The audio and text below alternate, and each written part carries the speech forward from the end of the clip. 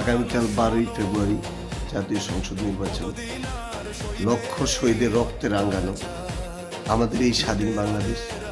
যারা রক্ত দিয়েছে তারা একটি সুখী, সমৃদ্ধশালী, ন্যায়ভিত্তিক, দুর্নীতি মুক্ত সমৃদ্ধ বাংলাদেশের স্বপ্ন নিয়ে আমাদেরকে এই বাংলাদেশটি উপহার দিয়েছে। কিন্তু তাদের কি আকাঙ্ক্ষা পূরণ হয়েছে? স্বাধীনতার 54 বছর পেরিয়ে গেছে, কিন্তু একের পর এক সরকার এসেছে। সাধারণ মানুষের দুঃখ কষ্ট সেই আগের জায়গায় রয়ে গেছে। পৃথিবীর বহু দেশ উন্নয়নের চরম শিখরে পৌঁছে গেছে, আর আমরা আমাদের দেশে রাজনীতিবিদদের কাছ থেকে উন্নয়নের গল্প শুনি।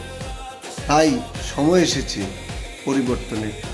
আর এই পরিবর্তন কারা নিয়ে আসতে পারে? কারা দুর্নীতি করে, কারা ব্যাংক ডাকাতি করে, কারা চাঁদাবাজি করে, এটা আপনি জানেন।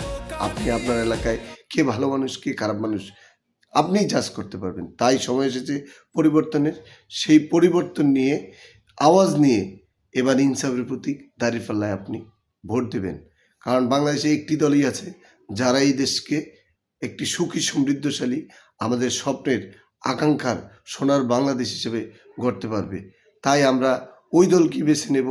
আমরা আগে অনেক দল দেখেছি, অনেক দলকে ভোট দিয়েছি, প্রতারিত হয়েছি। তাই আর নয়, এবার জামাত ইসলামকে ভোট দেব।